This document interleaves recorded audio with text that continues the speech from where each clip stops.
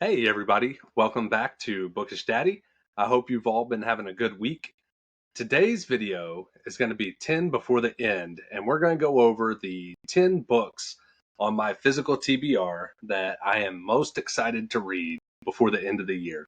The ones that I've just got to nail, get them done before I'm out of time, which I think I should be able to get all 10 of these. It's not too bad, and they're 10 books that I'm super excited to read. They've been on my TBR for quite some time. There might be one or two new ones. That being said, let's get into it. The first book on the list is For the Wolf by Hannah Whitten. This is it. And this is a dark fairy tale fantasy retelling of Little Red Riding Hood, as you can tell. So the back of this one says the first daughter is for the throne, the second daughter is for the wolf. From what I know about this book is that this kingdom has made a pact with a giant wolf beast thing that kind of haunts their lands and have agreed to give their second daughter every time she turns 18 or every time there is a daughter born that turns 18 or 20, something like that. They have to give her to him and he won't attack or come within their boundaries that they've set with this agreement. I can't wait. I love fairy tale retellings, and I'm trying to get into the dark fantasies as well. So I'm looking forward to this. The second book is One Dark Window by Rachel Galig. And this one you probably all know of. It is a super popular book, supposed to be really good. It is also a dark fairy tale fantasy book. And this one says, Elspeth needs more than luck to stay safe in the eerie, mislocked kingdom of Blunder. She needs a monster. She calls him the Nightmare, an ancient mercurial spirit trapped in her head. He protects her, he keeps her secrets. But nothing comes for free, especially magic. Another book I've been dying to read. It's a duology. I've got both of them. Me and my wife have been going back and forth on who's going to read it first, so I'm going to try and beat it to her and see how that plays out. The next book is You Deserve Each Other by Sarah Hogel, and this is a romance novel. I actually think it's a rom-com. It says, when your nemesis also happens to be your fiance, happily ever after becomes a lot more complicated in this wickedly funny lovers to enemies to lovers romantic comedy debut. Uh, I've been on my whole cozy romance, romantasy kick for a while, so I had to make sure there were a couple romances on this list. This is one of them. And the other one is Love on the Brain by Allie Hazelwood. From what I can tell, this is a second book to Love Hypothesis, which is, if you don't know, one of my favorite romances of all time. It was super cute. It was also one of my first romances of all time, so I don't know how much stock you can put in that. It's not a very good representation because I don't have like a whole bunch under my belt, but it was a super good book. It was fun to read, super cute. This one says, like an avenging purple-haired Jedi bringing balance to the mansplained universe, B. Konigswagger lives by a simple code. What would Marie Curie do? If NASA offered Marie her dream neuroengineering project, she would accept without hesitation.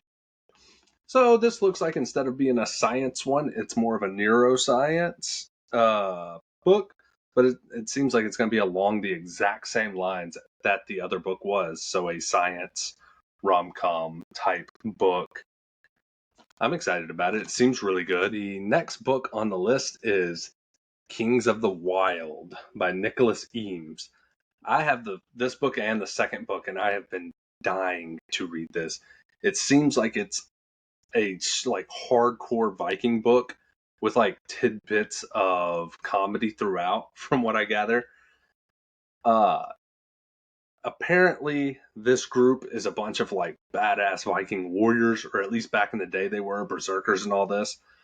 and then they're called out of retirement. So they've got beer bellies. They've got kids now, and they have to go fight this war or this mission, whatever it may be. I didn't want to look too much into it because this is a book I've heard nothing but good things. I love Viking and Norse books and movies and TV shows. So this is probably one of the ones I'm most excited about. I can't wait. It says the boys are back in town. Like I said, I think it's just going to be like a hardcore Viking fighting book with comedy thrown throughout it. So I'm super excited about this one.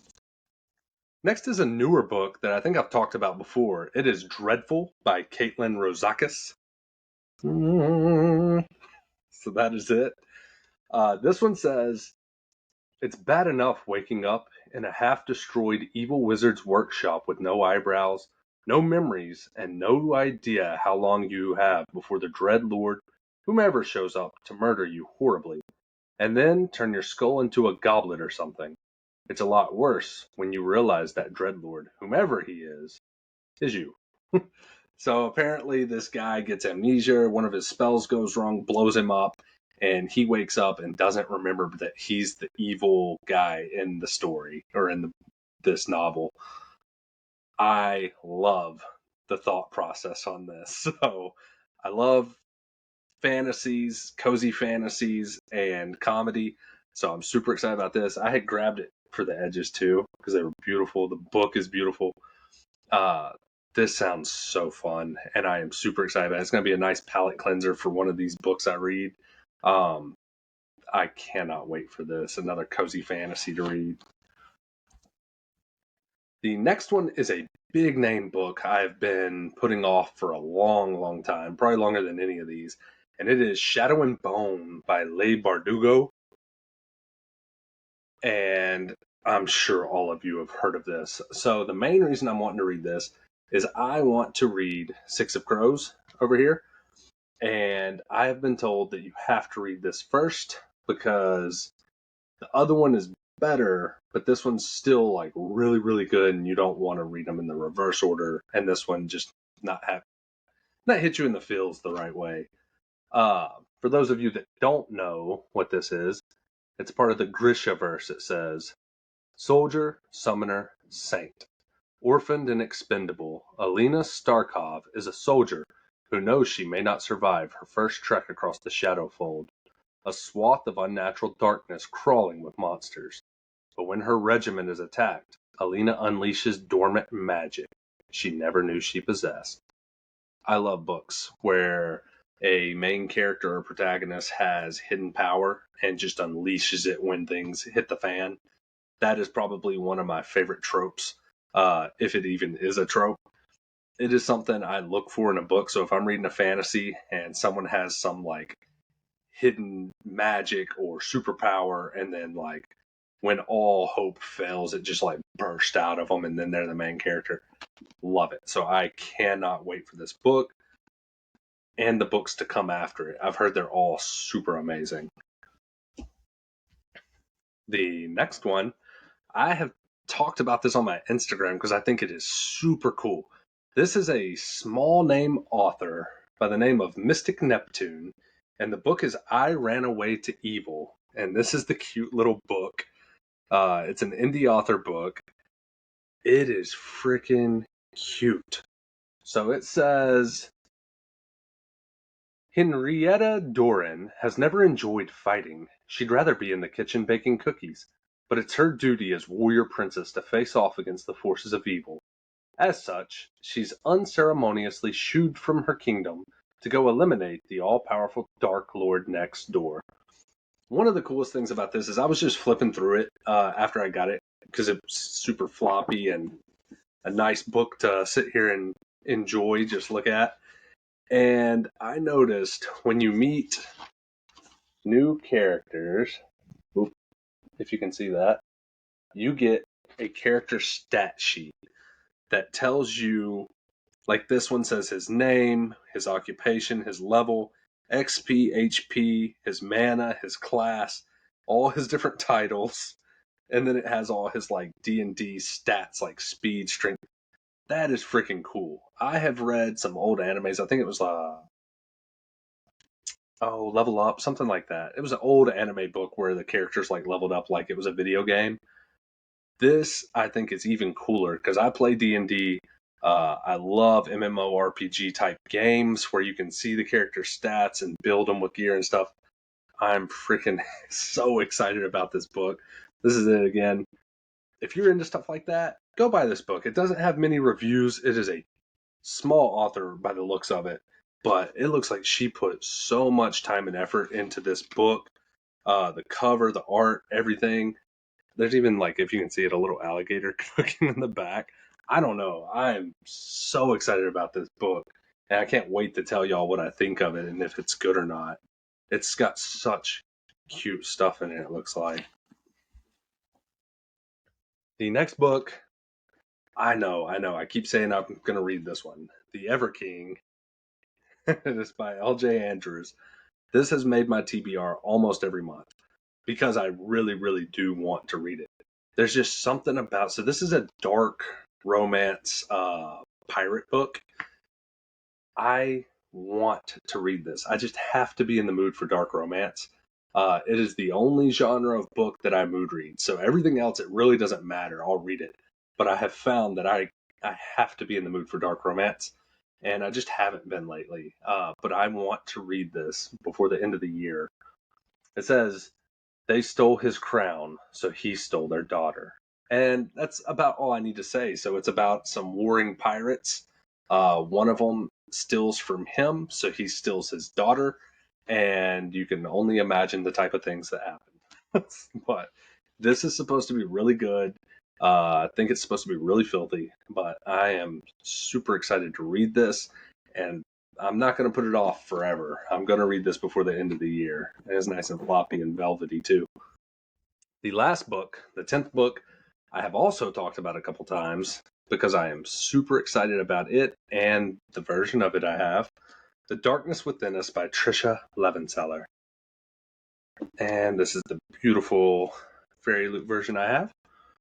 This book, I cannot wait to read. The first one's super freaking cute.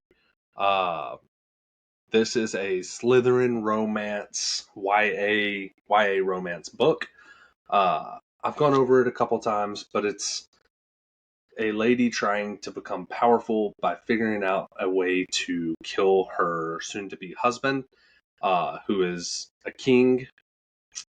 He's old and dying, so she's thinking she won't have to do anything. And then magically an all-powerful heir to the throne shows up out of nowhere, and she's got to figure out what to do to get everything she's supposed to inherit. The first book, super cute. Cannot wait to read this one either. So, I know this was a super short video. I have a lot of big plans coming up for the next couple weeks. This one was something that I just wanted y'all to know what I'm going to be trying to read before the end of the year.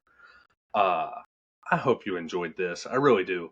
You guys and gals, have been the best ever. You've been commenting, sharing my stuff, really reaching out, even voting on all my little polls. It's super cool. I love getting to know all of you and getting to talk with you. I would like to maybe try and do a live one day so we can all like talk about a book, or I'm going to try and put together maybe a Discord so we could read books together. Let me know what you think about that idea, and I hope all of you have an amazing week.